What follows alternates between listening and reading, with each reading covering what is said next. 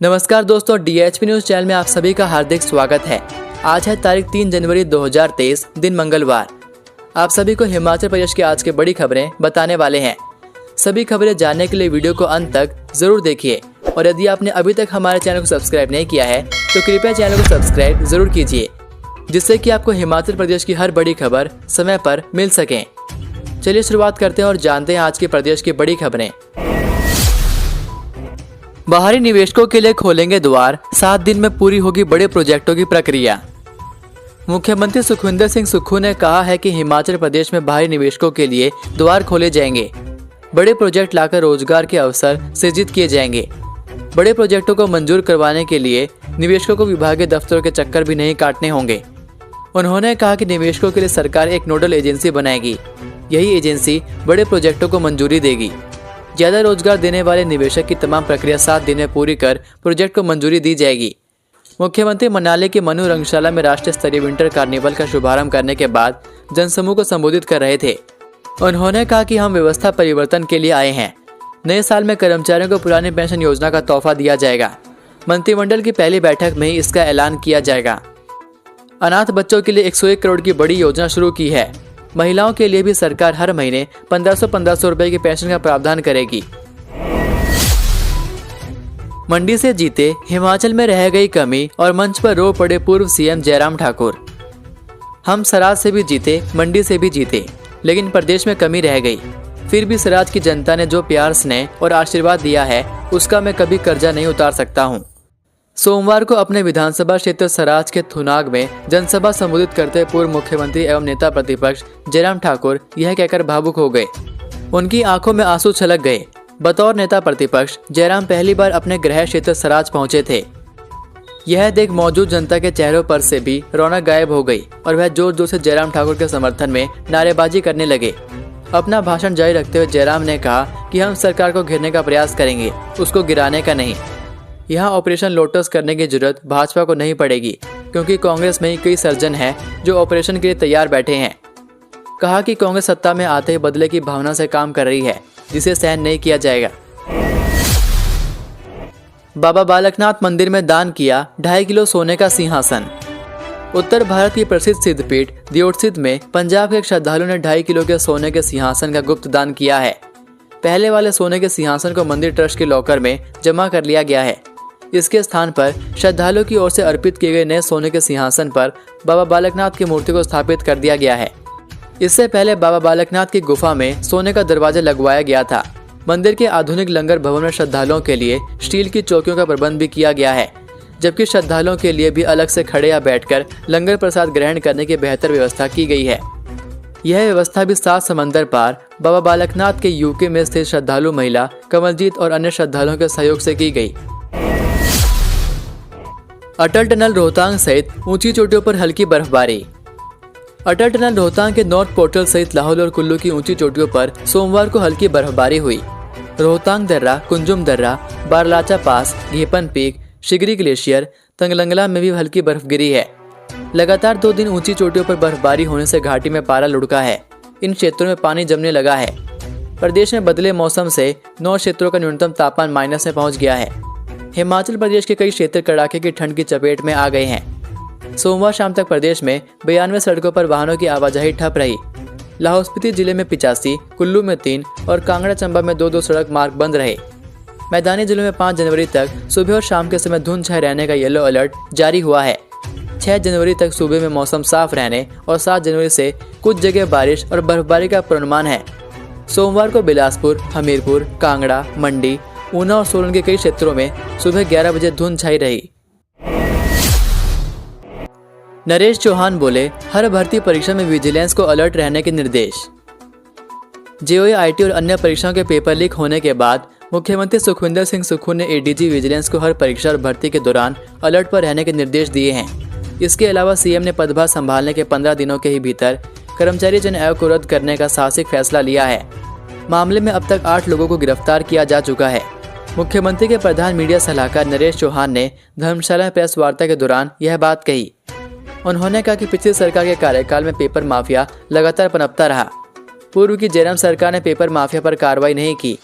उन्होंने कहा कि करीब 75,000 करोड़ के कर्ज में डूबे प्रदेश को उभारने और पर्यावरण संरक्षण के लिए अगले 5 साल में सरकारी सिस्टम की सभी गाड़ियां और बसें इलेक्ट्रिकली खरीदी जाएंगी। शिक्षा बोर्ड ने घोषित किया 10वीं 12वीं की टर्म 1 परीक्षा का परिणाम। हिमाचल प्रदेश स्कूल शिक्षा बोर्ड की ओर से सितंबर-अक्टूबर में ली गई 10वीं और 12वीं कक्षा की टर्म 1 परीक्षा का परिणाम सोमवार को घोषित कर दिया गया। परीक्षा में शिक्षा बोर्ड ने 10वीं और 12वीं कक्षा के कुल 1,95,259 परीक्षार्थियों को रोल नंबर जारी किए थे। बोर्ड की ओर से घोषित किए गए परिणाम में 105 परीक्षार्थियों का परिणाम RLD रहा है। इसमें 10वीं कक्षा में 58 जबकि 12वीं में 47 अभ्यर्थियों का परिणाम RLD है। हिमाचल प्रदेश बोर्ड के अध्यक्ष डॉक्टर निपुण जिंदल ने बताया कि टर्म 1 परीक्षाएं सितंबर और अक्टूबर में करवाई गई थी। इसमें 10वीं कक्षा में 91,262 अभ्यर्थियों को रोल नंबर जारी किए गए थे। 90,896 परीक्षार्थी बैठे थे।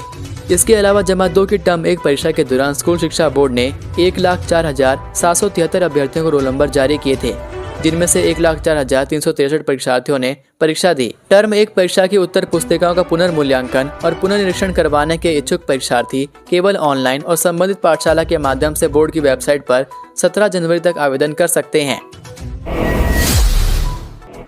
विंटर क्वीन के ताज के लिए सुंदरियों ने किया कैटवॉक। राष्ट्रीय स्तरीय विंटर कार्निवल का मुख्य आकर्षण विंटर क्वीन प्रतियोगिता में जगह बनाने के लिए युवतियां रैंप पर उतरी। वन्य प्राणी विभाग के सभागार में बने रैंप पर सुंदरियों ने अपनी अदाओं के जलवे बिखेरे। कैटवॉक के साथ उनका व्यक्तिगत परिचय हुआ। मनु रंगशाला में होने वाली विंटर क्वीन प्रतियोगिता के लिए वन्य प्राणी विभाग के सभागार में ऑडिशन हुए। ऑडिशन में 10 युवतियों ने भाग लिया। वॉइस ऑफ कार्निवल के लिए हुए ऑडिशन में भी 25 प्रतिभागी युवाओं ने आवाज का जादू बिखेरा। विंटर कार्निवल का आकर्षण रहने वाली विंटर क्वीन प्रतियोगिता के लिए सोमवार को मनाली के वन्य प्राणी विभाग में ऑडिशन हुए। प्रतियोगिता के लिए लगभग 21 सुंदरियों का चयन किया जा रहा है। अस्पताल आने वाले सर्दी जुकाम वालों के भी होंगे अब कोरोना टेस्ट। अस्पताल आने वाले सर्दी जुकाम और खांसी वाले लोगों के भी अब कोरोना टेस्ट होंगे। पर्यटन स्थलों पर उमड़ी लाखों सैलानियों की भीड़ से संक्रमण के मामले बढ़ने की आशंका है। इसीलिए सरकार ने सर्दी जुकाम वालों के भी कोरोना टेस्ट करने का फैसला लिया है। वहीं 6 जिले बिलासपुर, किन्नौर, लाहौल स्पीति, ऊना, मंडी और कुल्लू कोरोना मुक्त हो गए हैं। जिला चंबा और कांगड़ा भी कोरोना मुक्ति की ओर हैं। इन दोनों जिलों में एक मरीज है। प्रदेश में अभी कोरोना के 15 सक्रिय मामले हैं। स्वास्थ्य विभाग का दावा है कि सभी उपचाराधीन मरीजों की हालत ठीक है। रविवार को प्रदेश भर में 379 लोगों के कोरोना टेस्ट के सैंपल लिए गए थे। इनमें से कोई भी व्यक्ति कोरोना पॉजिटिव नहीं आया है। 3 लोगों को स्वस्थ होने के बाद घर भेज दिया गया है। अस्पतालों में बिना मास्क एंट्री नहीं दी जा रही है। अस्पताल परिसरों में तीमारदारों को एकत्र न होने की हिदायत भी दी गई है। हिमाचल में 4 फरवरी तक कॉलेज, 12 फरवरी तक स्कूलों में रहेगी छुट्टियां। हिमाचल प्रदेश शिक्षा विभाग ने इस बार समर वेकेशन स्कूलों में सर्दियों में होने वाली छुट्टियों के शेड्यूल में बदलाव किया है। हालांकि पिछले साल इन स्कूलों में 25 से 31 दिसंबर तक सर्दियों की छुट्टियां थी, लेकिन इस बार विभाग ने लोहड़ी के दौरान यह छुट्टियां करने का फैसला लिया। सर्दियों में प्रदेश के कई इलाकों में तापमान माइनस में जा रहा है। इसके चलते प्रदेश के स्कूल और कॉलेजों में छुट्टियों का ऐलान कर दिया गया है। जानकारी के मुताबिक स्कूलों में छुट्टियां 12 फरवरी तक होंगी और कॉलेज 4 फरवरी तक बंद रहेंगे। स्कूलों में लोहड़ी के आसपास 1 हफ्ते की छुट्टियां की जाएंगी। यह छुट्टियां 11 से 16 जनवरी तक होंगी। वहीं कॉलेज में छात्रों के प्रैक्टिकल मार्च महीने में कराए जाएंगे। उधर हिमाचल प्रदेश यूनिवर्सिटी ने अभी प्रैक्टिकल परीक्षाओं का शेड्यूल जारी नहीं किया है। सेकेंड टर्म एग्जाम के बाद कॉलेज में छुट्टी कर दी गई। जवाहर नवोदय विद्यालय प्रवेश परीक्षा 29 अप्रैल को आवेदन की यह है अंतिम तिथि। जवाहर नवोदय विद्यालय जिला सिरमौर के प्राचार्य ने जानकारी देते हुए बताया कि जवाहर नवोदय विद्यालय नाहन में शैक्षणिक सत्र 2023-24 के लिए 6ठी कक्षा में प्रवेश परीक्षा जिला के विभिन्न परीक्षा केंद्रों में 29 अप्रैल 2023 को प्रातः 11:30 बजे आयोजित की जाएगी। प्रवेश परीक्षा के लिए आवेदन पत्र भरने की अंतिम तिथि 31 जनवरी 2023 निर्धारित की गई है। प्राचार्य ने कहा कि आवेदन पत्र उपनिदेशक प्राथमिक खंड शिक्षा अधिकारी व जवाहर नवोदय विद्यालय नाहन के कार्यालयों में निःशुल्क प्राप्त किए जा सकते हैं। वहीं आवेदन पत्र की छाया प्रति भी उपयोग में लाई जा सकती है तथा आवेदन पत्र को नवोदय विद्यालय की वेबसाइट से भी डाउनलोड किया जा सकता है। उन्होंने कहा कि जो विद्यार्थी सत्र 2022-23 में जिले के किसी भी सरकारी अथवा मान्यता प्राप्त विद्यालय में कक्षा 5वीं में पढ़ रहा हो, तीसरी व चौथी कक्षा में फेल ना हुआ हो व जिसकी जन्म तिथि 1 मई 2011 से 30 अप्रैल 2013 के बीच में हो, आवेदन कर सकता है। अधिक जानकारी के लिए आप इन हेल्पलाइन नंबर पर संपर्क कर सकते हैं। आज का सुविचार। छाता बारिश तो नहीं रोक सकता, किंतु बारिश में खड़े होने का साहस अवश्य देता है। ठीक इसी प्रकार आत्मविश्वास सफलता की गारंटी तो नहीं देता, किंतु संघर्ष करने की प्रेरणा अवश्य देता है। इसी के साथ यदि आपको ये वीडियो पसंद आई हो तो वीडियो को लाइक ज़रूर करें और चैनल पर नए हैं तो चैनल को प्लीज़ सब्सक्राइब ज़रूर कर लें। चलिए मिलता हूँ आपको अगली वीडियो में, तब तक के लिए जय हिंद, जय भारत।